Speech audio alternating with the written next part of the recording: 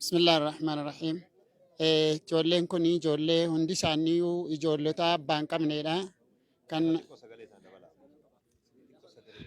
ijoolleen kun marti isaaniitu ijoollota abbaan qabneedha. Keessaa kan abbaas haadhas hin qabnetu keessa jijjiru. Kan immoo abbaanis haatis kiristiinaadhaan du'anii jennaan. Abbaanis haatis kiristiinaadhaan du'anii jennaan kan fudhannee asitti hanga waggaa 5-6 as keessa jiru. Ijoollee kana marsaa yeroo duraatiif kan fudhannee ijoollee 25 wayii namni ijoollee yatiimaa namni quraana saffisiisaa nuuf guddisuu waan jedhamu argannee ijoollee 25 jalqabne. Marsaa lammaffaa irratti waggaa isaatti ijoollee 50 nu guute. Utuu waggaan gahin immoo ijoollee 13 nu dabalee namsuni. San booda waggaa 2 booda immoo ijoollee durbaa 40 immoo nu dabalee jennaan. Har'a ijoollee 103tu mooraa markazaa Ansaar kana keessa jira. Kana ta'uudhaani ijoollee yeroo 3 haala gaariidhaan markazni kun eebbisiisee nama 40 kan ta'anu akka eebbisiiseenii lakkoofsa eebbisiiseen keessaa baaseenii ijoollee achi yatiimuma akkuma sanaa daddabalata. Ammas fuuldura kanattis gara ijoollee 30 olii jara kana keessaa quraana fixanii magaalaa kana kan masjiida hundarra deddeemanii taraawii sagachiisanuu masjiida 4-5 irra deddeemanii ijoolleen isin argitan kun irra guddaan isaanii kan quraana fixeedha. Keessaa odoo safaadhaa fi raqmii ayataa gaafattanii kan hunda saadhaa guutuu quraanaa isinii deebisantu ijoolleen 2 wayii keessa jiru safaaf raqmiidhaan jechuudha. Kan bara darbee eebbisaman keessas akkasuma ijoolleen safaaf raqmiidhaan haffazanii kan jedhantu keessa jiru. Amma har'aatti kunoo kana fakkaataa jechuudha.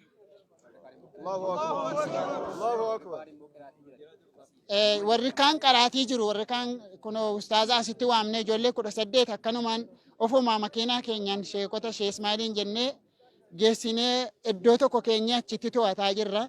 Achittis biyyarraas waa'oo arganne achumatti waatti kenninee namaanis gargaaraa jennee achitti eegaa irra. Yeroo dhufuufis immoo ammasuma immoo ijoollee gara 30 ta'an kan iddoodhuma tokko inni eebbisne geessina jennee abdii qabna yoo Rabbi jedhe. Kanuma kan koo Ustaaz Jaafaritti haa dabalu waan hafeedha.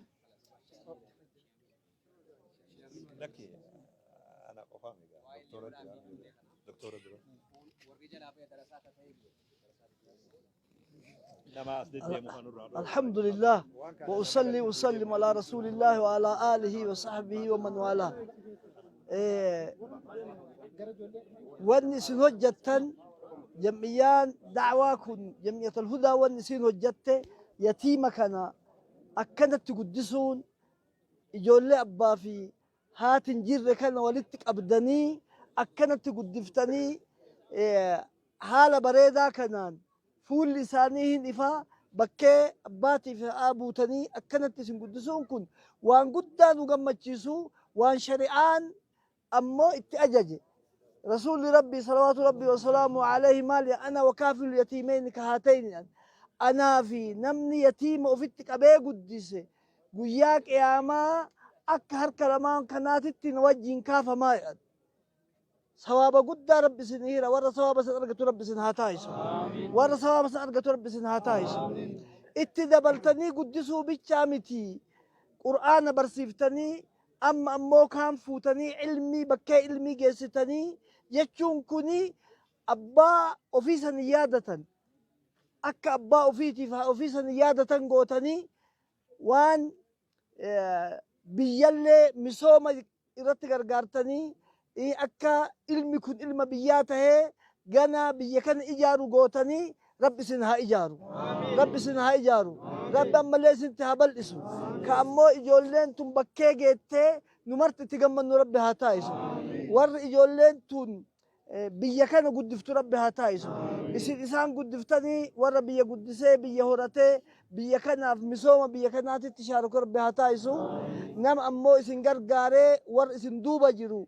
ورا إسن غرغاري كان رب سان هغرغارو رب الراه جالتو رب الراه جالتو رب الراها جالته إجولتنا أمو أكما أما تربية إساني تلجتن كانت علمي برسيسو قبضن شريعة برسيسو قبضن قرآن حفظني ما لفظ إسا بيش حفظوا بمعنى اللي تفسير اللي وجين قرائسو قبضن معنى قرآن بيكو قبضن معنى قرآن تفسير برتو قبضن توحيد برتو قبضن فقه برتو قبضن إسنو أكما أما قرآن برسيفتن وان برالي إيغا في الدني وجين برسيفتن وان يكون أكا مدرساتي أكا تعليم لساني جباته معنى قرآن اللي توحيد اللي وان كل وجين برة إن شاء الله إنك جيلا ربي بكين سني هاجه ربي سني هاجه أكا نقم من كنا ربي سني راها قمدي ربي هجالته ربي سني راها هجالته ربنا اللهم اجعل هؤلاء الأولاد ممن يحمل هذا العلم ويرفع هذا الدين ويقوم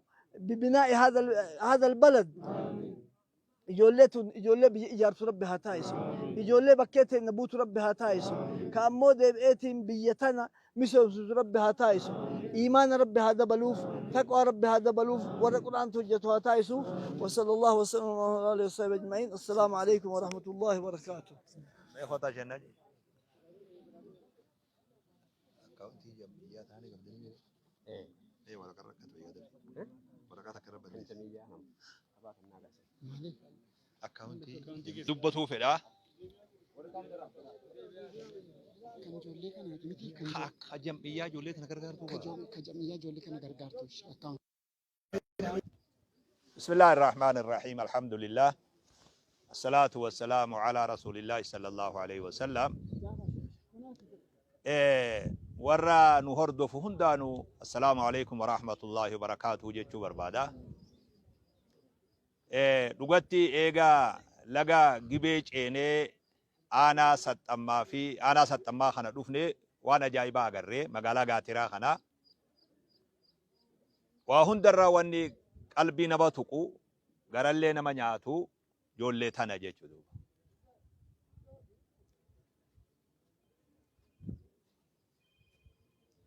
جولين توني ما أباد أبدي جيتشو دامي واني غرانا ما نياتو والديا في حواسنا نوا خنا خاني جولي تنرتي هجتني يتاما تنرتي أكا جولين توني لفتي هرچاتي هنفني ورّي تجاجلا جولي تناف تاسسا غلطة قد ربي براقبا ربي غلطة إسانيا خفلو جيچو بربادا جولين نما إباتوني غمانانس شمرني جرا كاميران شمرني سينسسو قبا dhiira qofa osoo hin ta'in xiyyeeffannaa ijoolleen tun odoo gargaaramuu baate harcaatee hafti alatti jechuudha.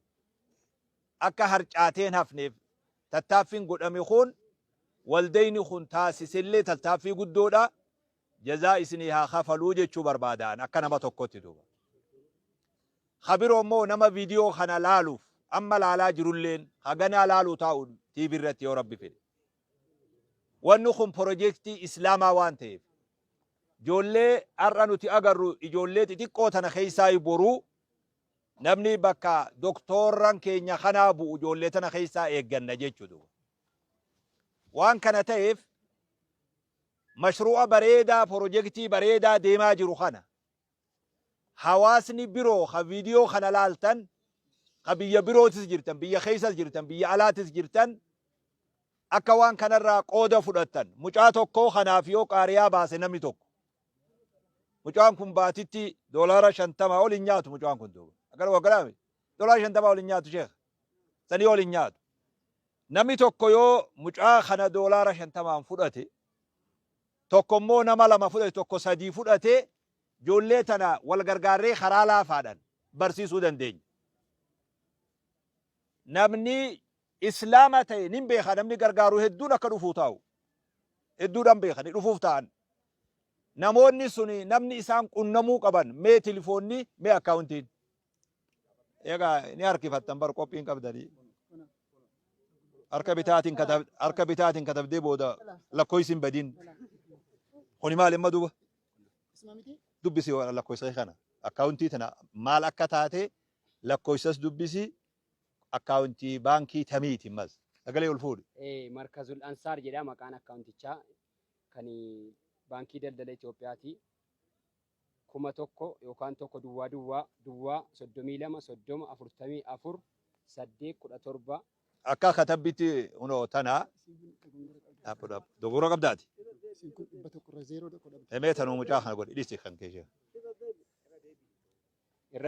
ijaanis namticha tokko haa qunnaman telefoona fidaa nama tokko irran deebi'aa tokko duwwaa duwwaa duwwaa 32 30 44 8 17 lakkoofsa bilbilaa duwwaa 9 17 31 49 63 yookaan duwwaa 9 17 20 33 duwwaa 7 maqaan isaa Markazul Ansaar. Maqaan abbaa telefoonaa tokko Ustaaz Miftah Sheekh Miftah Hassan, lammaffaan Jaafar Xahaa jedha. Inshallah namoonni ijoollee tana gargaaruu barbaadan waan waadiha wanni haasoynu waan dhoysaatiimi. Namni ijoollee yataamaa tana namni ilmaan kiyya yataama hin jiru. Namni guyyaa anan ilmaan kiyya biraa deeme ilmaan kiyyaaf rabbiin irkoo haa ta'u jiru. Ijoollee tana wajji haa dhaabbatu. Akkaawuntiin isaanii tana namoonni waan kana hoogganu kana nama nuti beeynu dhufnee wajji turre amaanaan teessan akka bakka geessutti ni amanna nuti. Kanaafuu bakka jirtan hundarraa'u warra kana akkaawuntii tanaa fi telefoona kanaan jara kana qunnamtanii yataamaa tana akka gargaartan dhaamsaa dabarsuu barbaada. Rabbi barakaa isin haa taasisu, isin haa guddisu. Warri waan kanarraa qooda fudhatilleen jazaa gurguddoo rabbi isin haa kafalu jenna. Doktor Muhammad yoo waan jaan qabaatan jennee xumurra jechuu inshaallah. Shamarran kaasanii jiranii. Laa wama ijoollee sana ilaalchisu, ijoollee yataamaa sana ilaalchisu. Mee doktorillee ijoollee bira haa dhaabbatanii. Doktora mee isinillee achi dhaabbatan. Fuulaas deebi'aa. Ijoollee tanaafillee boohartiidha. Iddoo waan ajaa'ibaati. Ijoollee sanbee akkas godhaa'e. بسم الله الرحمن الرحيم أنا كان رت دلقا قاري أرجوت تجرا أستي أئماتو لين جهود جرا أسين موجو لينكن أما يتامى جن ملي ورا يتامى أنت نر على حظين ثاني قرآن حفظوا جرا علمي برجو جراني بور إن شاء الله ورد أمتك أنا تجاجل جول لكنا نمن جول لكنا رتوا إنفستي قدو إنفستي آخرات الليلة إنفستي دنيات الليلة إنفستي بيجي لما وان تهف وان دد السنين سنا مركز كنا دابدا غرغارا ربي سنر راها كيف لجن ما شاء الله.